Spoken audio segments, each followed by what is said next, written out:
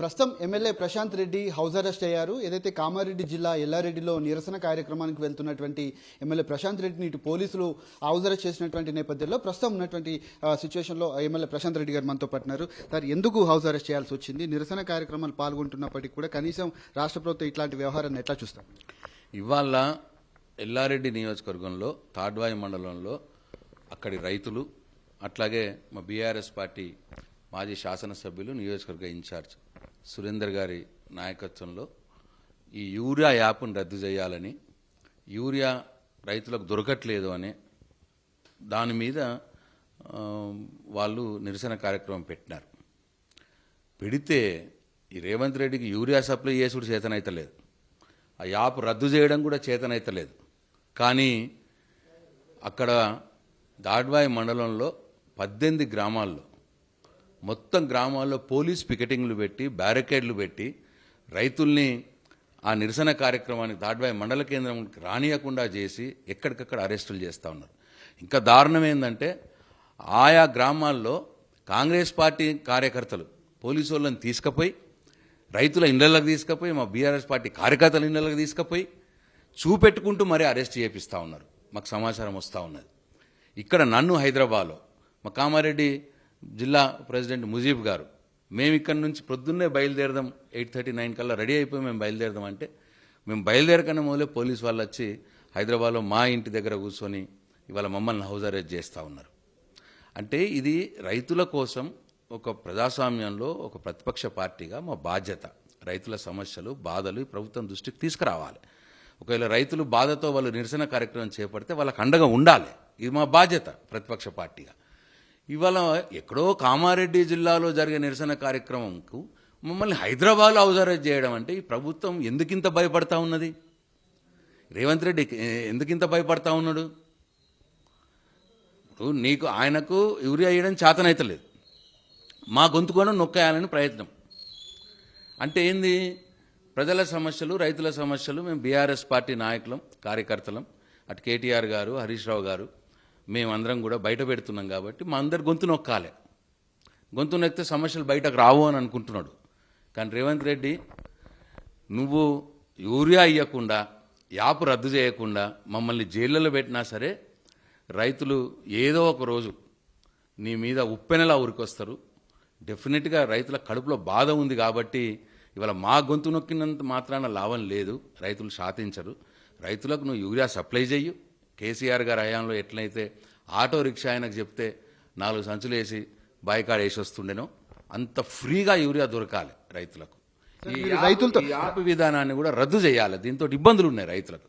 అప్పుడే రైతులు శాంతిస్తారు తప్పిస్తే మా గొంతు నొక్కడం వల్ల, మమ్మల్ని అరెస్ట్ చేయడం వల్ల రైతులు శాంతించారు. రైతులతో ఇటు బీఆర్ఎస్ కార్యకర్తలతో కూడా కాసేపటి మీరు ఫోన్లో మాట్లాడారు. వాళ్ళు ఏం చెప్తా ఉన్నారు? అక్కడ ఎట్లాంటి సిచ్యువేషన్ ఉంది? ఎంతమంది కార్యకర్తలను అరెస్ట్ చేశారు? ఎంతమంది రైతులను అరెస్ట్ చేశారు? అదే మీకు ఇంతకుముందు చెప్పాను కదా, 18 గ్రామాల్లో ఏ గ్రామానికి ఆ గ్రామానికి ఇవాళ 300 మందిని దాదాపుగా అరెస్ట్ చేసినారు. అయినా సరే పోలీసులు పికెటింగ్లు అంట. అదేదో రైతులు నిరసన వ్యక్తం చేస్తామంటే పోలీస్ పికెటింగ్లు గ్రామాల్లో పెట్టడం అంటే ఇది ఆ జిల్లా ఎస్పీ గారికి కూడా మంచిది కాదు. మీరు కాంగ్రెస్ పార్టీ కార్యకర్తల్లాగా పనిచేయద్దు. రైతులు డెఫినెట్గా వాళ్ళ డెమోక్రటిక్ రైట్, వాళ్ళకి ఇబ్బంది ఉన్నది బయటకు వచ్చి చెప్పుకుంటారు. అప్పుడే ప్రభుత్వం దృష్టికి పోతుంది. నిరసన కార్యక్రమం చేస్తేనే ప్రభుత్వం దృష్టికి వాళ్ళ బాధ పోతుంది. దాన్ని ఆపడానికి పోలీసులు ఎవరు? అక్కడెవరో ఒక సిఐ గారట, ఎస్ఐ గారట కాంగ్రెస్ పార్టీ కార్యకర్తలను తీసుకుపోయి మా బీఆర్ఎస్ పార్టీ నాయకుల ఇళ్లకు పోయి, రైతుల ఇళ్లకు పోయి అరెస్ట్ చేస్తూ ఉన్నారంట. పొలం కాడికి పోతే కారు టైర్లలో గాలి తీసేస్తున్నారట, గాలి తీసేసి తీసుకొని పోతా ఉన్నారట. ఇంత దారుణంగా, ఇంత నియంతలాగా మరి మంచిది కాదు రేవంత్ రెడ్డికి. మరి నేను అడుగుతా ఉన్నా, రేవంత్ రెడ్డికి సపోర్ట్ చేసినటువంటి ప్రజా సంఘాలను అడుగుతా ఉన్నా, ఈ సభ్య సమాజాన్ని నేను అడుగుతా ఉన్నా, ఆలోచించండి దయచేసి. రేవంత్ రెడ్డిది ప్రజాపాలన, నియంత పాలన. ఇట్లా అరెస్టు, రైతుల సమస్యల కోసం పోరాడుతున్న మమ్మల్ని అరెస్ట్ చేస్తే మరి దీనికి ఏమి మరి ప్రజా సంఘాలు ఎట్లా భావించాలి? మరి వాళ్ళు ఏమనాలి? ఇప్పుడు వాళ్ళు ఎక్కడున్నారు? ఎందుకు రేవంత్ రెడ్డి గారిని ఖండిస్తలేరు? నేను అడుగుతా ఉన్నా వాళ్ళని, దయచేసి రండి. రైతుల కోసం పోరాడుతున్న మమ్మల్ని మా గొంతు నొక్కే ప్రయత్నం చేస్తున్నప్పుడు మీరు దాన్ని ఖండించండి అని చెప్పి కోరుతా ఉన్నా. నేను సభ్య సమాజాన్ని, ఆ ప్రజా సంఘాల నాయకుల్ని కోరుతా ఉన్నా. గత ప్రభుత్వంలో ఇట్లాంటి సిచ్యువేషన్ ఎప్పుడు కూడా లేదు. రైతు వ్యతిరేకంగా కూడా ఎక్కడ పాల్పడలేదు. యూరియా సక్రమంగా అందించింది, రైతులకు కావాల్సినటువంటి పెట్టుబడి సాయం ముందుగానే అందించింది. ఇబ్బందులు పడుతున్న అప్పుల పాలైనప్పటికీ కూడా పూర్తిగా రైతులను ఆదుకున్నటువంటి సిచ్యువేషన్ కనిపించింది. ఇప్పుడు ఎందుకు ఇట్లాంటి వ్యవహారం ఉంది? కనీసం ఒక బస్తా యూరియా దొరికిందని కూడా రైతు ఇప్పటి వరకు కూడా చెప్పినటువంటి పరిస్థితులు కనిపిస్తున్నాయి. వర్షాకాలం మొదలైన రైతులకు ఇచ్చేటువంటి యూరియా ఇవ్వడంలో రాష్ట్ర ప్రభుత్వం ఎంతవరకు వైఫల్యం చెందిందని మీరు భావిస్తున్నారు? రాష్ట్ర ప్రభుత్వం రైతులకు సంబంధించిన అన్ని విషయాల్లో ఘోరంగా విఫలమైంది, ఘోరంగా రైతులను మోసం చేస్తూ ఉన్నది. మీరు 2 లక్షల రుణమాఫీ చేస్తామన్నారు, సగం మందికి చేయలేదు.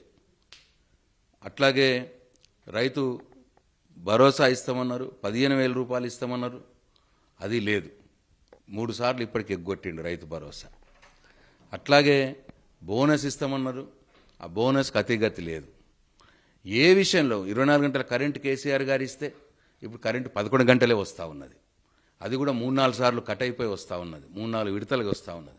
ఇట్లా ప్రతి విషయంలో రైతులు మోసం చేసిండు.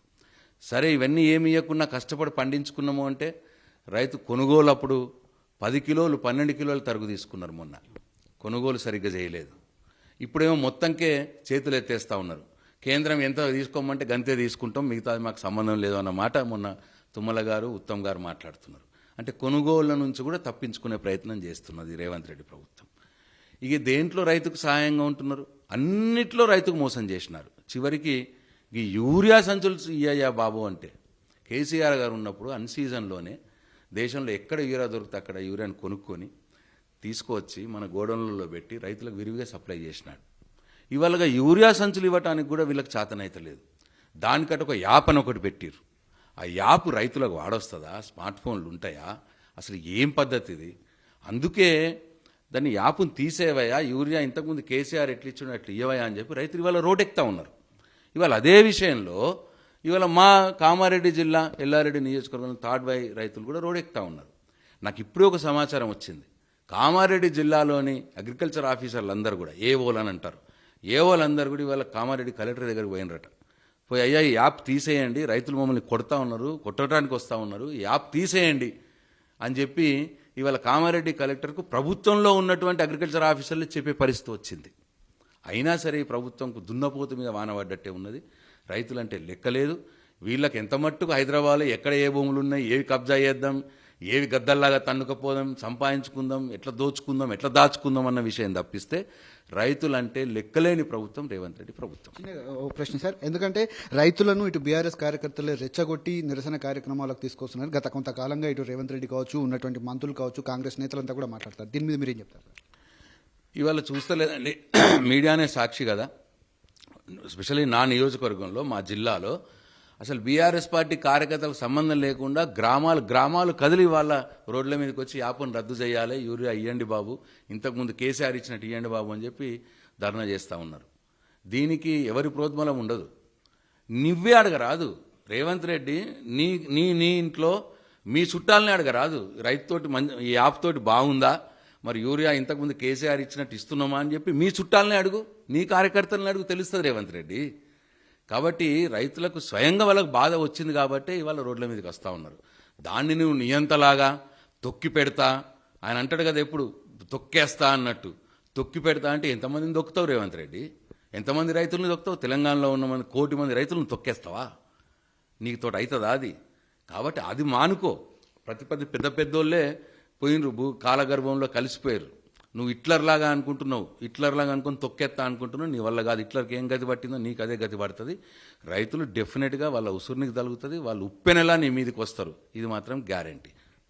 ఇది వారు చెప్తున్నటువంటి పరిస్థితి కనబడుతుంది. వందలాది మంది పోలీసులను పెట్టి అక్కడ ఉన్నటువంటి నియోజకవర్గంలో నిరసన కార్యక్రమానికి వెళ్ళనివ్వకుండా అటు రైతులను కావచ్చు, ఇటు బీఆర్ఎస్ కార్యకర్తలను కూడా ఎక్కడికక్కడ పోలీస్ పికెట్లను పెట్టి అడ్డుకుంటున్నారు. ఖచ్చితంగా యాప్ రద్దు చేయాల్సిందే, ఇచ్చేటువంటి యూరియా ఏదైతే ఉందో రైతులకు సక్రమంగా అందించాలంటూ కూడా తాను డిమాండ్ చేసినటువంటి పరిస్థితులు కనిపిస్తున్నాయి. కెమెరామెన్ లక్ష్మణ్తో కిరణ్, టీ న్యూస్, హైదరాబాద్.